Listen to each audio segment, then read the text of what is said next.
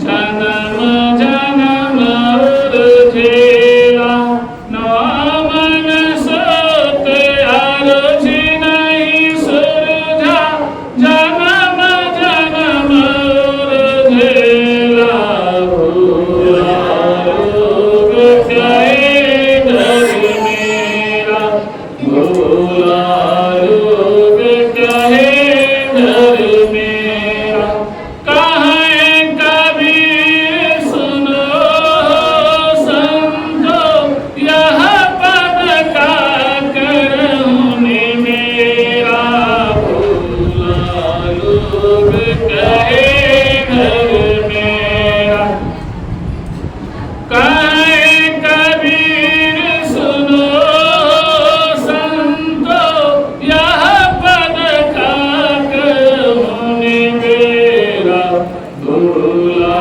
लोग कहे घर मेरा जिस घरवा में भूला दूले वो घर नहीं तेरा बोलिए सदगुरुदेव की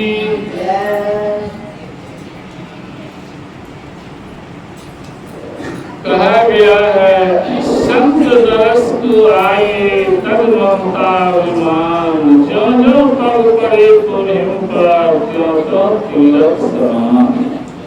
आज आप लोग संतों की दर्शन करने के लिए अपने घर से जितना पग उठा करके आए हैं समझिए आपको उतना तिलक हुआ है। इस पर हम एक दृष्टांत सुना रहे हैं। एक ग्राम में गांव के बाहर पीपल का पेड़ था। पीपल की पेड़ के पास चबूतरा बना हुआ था। जेठ का महीना था, चिलचिलाती धूप थी। उस गांव के बड़े बुजुर्ग गए अपने खेत को देखने के लिए। दोपहर का समय था। जब खेत देख के वापस आ रहे हैं देखते हैं गांव की बाहर पीपल की पेड़ के पास चबूतरा पर एक महात्मा जी बहुत देर से बैठे हुए थे। बड़े बुजुर्ग गए कहे बाबा आपको देख रहे हैं आप बहुत देर से बैठे हुए हैं, चलिए हम आपको भोजन कराते हैं।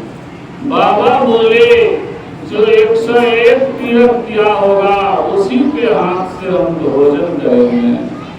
तो बड़े बुजुर्ग अपने गांव आया, घर घर जा करके सभी व्यक्ति से पूछा। गांव के बाहर पीपल की पेड़ के पास चबूतरा पर एक महात्मा जी बहुत देर से बैठे हुए। जब हम भोजन के लिए आग्रह किए तो बोले जो 101 तीर्थ किया होगा उसी के हाथ से हम भोजन करेंगे। कौन 101 तीर्थ किया उसी के हाथ से महात्मा भोजन करेंगे। तो गांव में जाकर के घर घर जाकर के सभी व्यक्ति से पूछे, कोई ने कबूल किया जो हम 101 तीर्थ किए। और बड़े बुजुर्ग का मन बहुत उदास हो गया। जो गांव से आज एक संत एक महात्मा होके चले गए तो चिंता में डूब गया। तो बड़े बुजुर्ग गया अपने दरवाजे पर कुर्सी पर बैठ गया।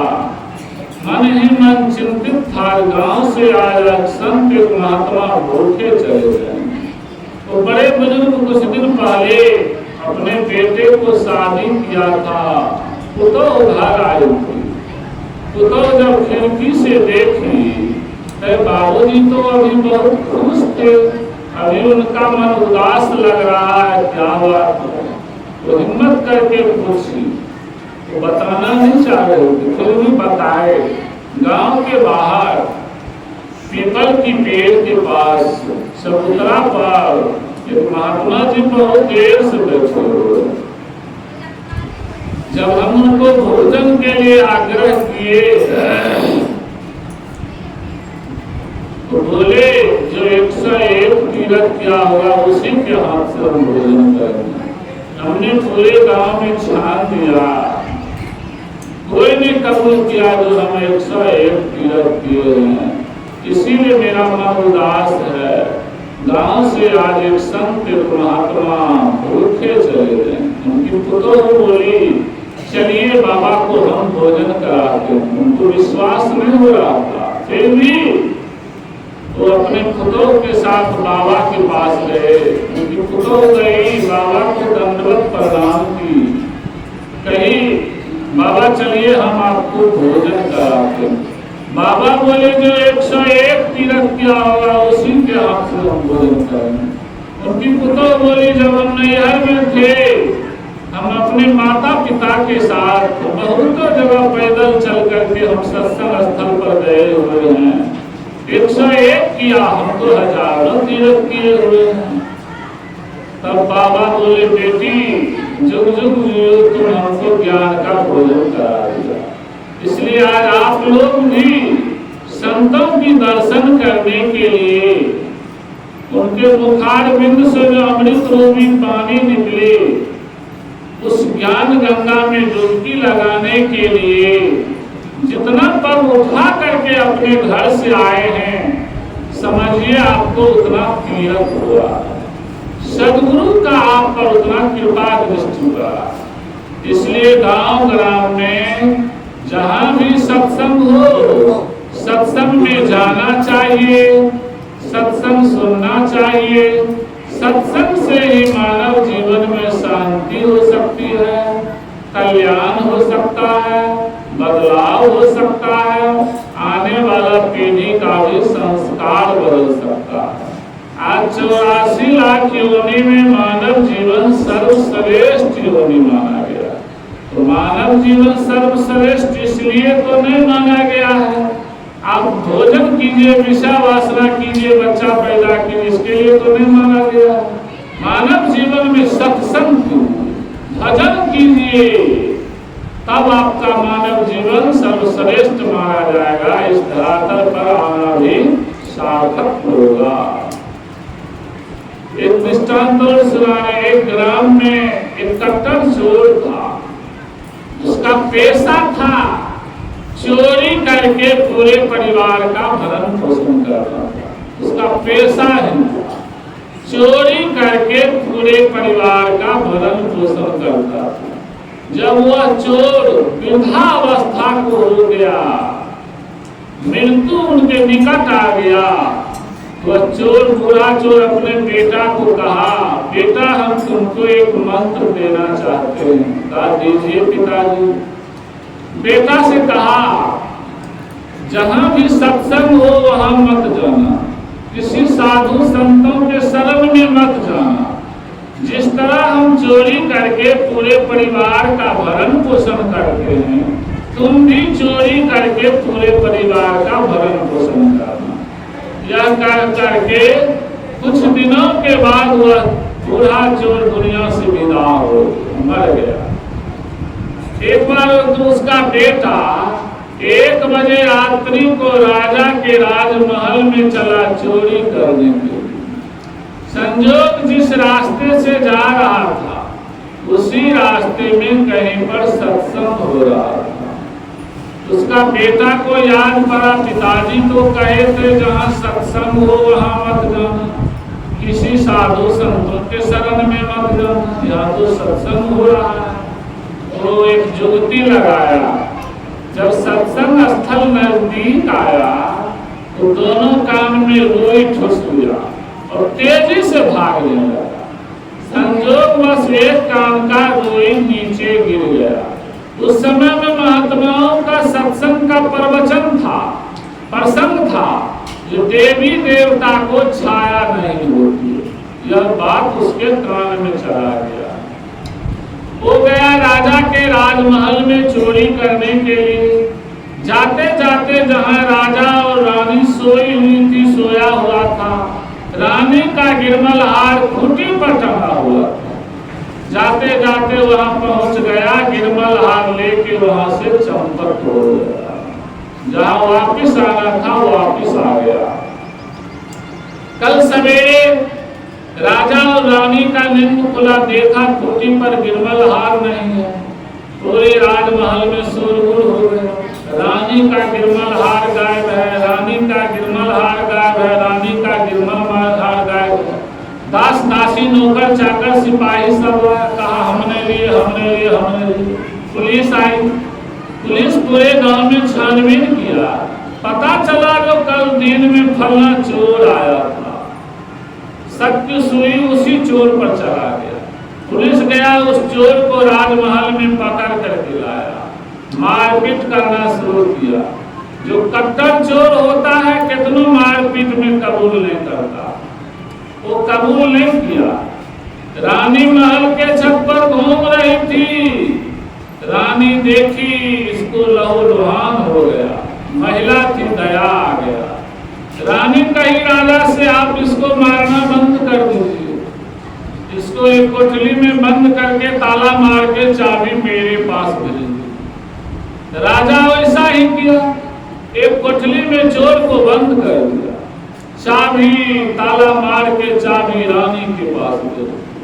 कल हो करके रानी 12 बजे रात्रि को काली का वस्त्र पहनी, काली का रूप धारण कर ली रानी।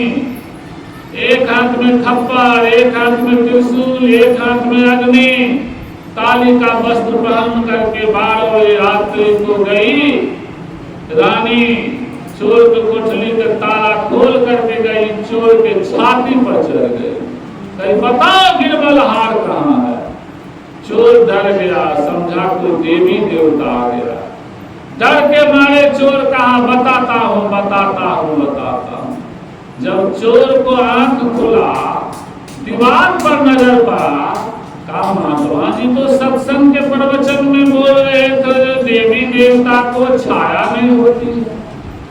दीवार पर छाया है, लगता है और कोई बनावटी देवी देवता है। कट्टर चोर तो था ही। फिर रानी पूछी बताओ गिरमल हार कहाँ है? पैट बदल दिया, वो कहा हम नहीं जानते हैं, नहीं जानते हैं, नहीं जानते। कितना त्रिशूल घोपी, खप्पर सटाया, अग्नि जलाया, फिर भी वो कहा हम नहीं जानते हैं, नहीं जानते। कट्टर चोर था, तुरंत पैट बदल दिया। कल हो करके रानी राजा से कही इस चोर को जितना जांचना था हम जांच लिए हैं, ये गिरमल हार नहीं लिया है। इसको इतना मार लगा, जाते समय कुछ धन दौलत दे दीजिए, रिहा कीजिए। रानी का आदेश हो गया, राजा चोर को रिहा कर दिया। जाते समय वो पहाड़ में कुछ धन दौलत दे दिया। चोर जब अपने घर पहुंचा, पूरे परिवार में बैठ करके विचार करने लगा, महात्माओं के एक शब्द से आज हम फांसी से बच गए, मारपीट से बच गए। क्यों में हम पूरा परिवार संत बन जाए, किसी गुरु के शरण में जाके गुरु दीक्षित हो जाए। वह पूरा परिवार विचार करके पता किया कहाँ है कबीर मठ का फलना जगह।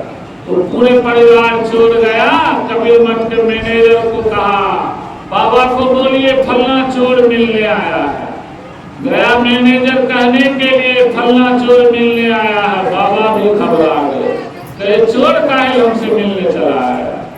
फिर कहा ऐसे ऐसे बात है, हम अपने जीवन में बदलाव चाहते हैं, शांति चाहते हैं, गुरु दीक्षित होना चाहते हैं। तो पूरा परिवार गुरु दीक्षित हो गया, कंठी माला ले लिया, गुरु दीक्षा ले लिया। देखिए सत्संग का कितना बड़ा प्रभाव है। आज सत्संग का प्रभाव से जो कट्टर खानदानी चोर था उसके जीवन में भी बदलाव आ गया, शांति आ गया। इसलिए गांव ग्राम में जहां भी सत्संग हो, सत्संग में जाना चाहिए, सत्संग सुनना चाहिए। सत्संग से ही मानव जीवन में शांति होगा, बदलाव होगा, कल्याण होगा, आने वाला पीढ़ी का भी संस्कार बदलेगा। बोलिए सदगुरुदेव की। एक ग्राम में एक संत जी रहते थे। वो संत जी सवेरे सवेरे जा रहे थे गुरु को दर्शन करने।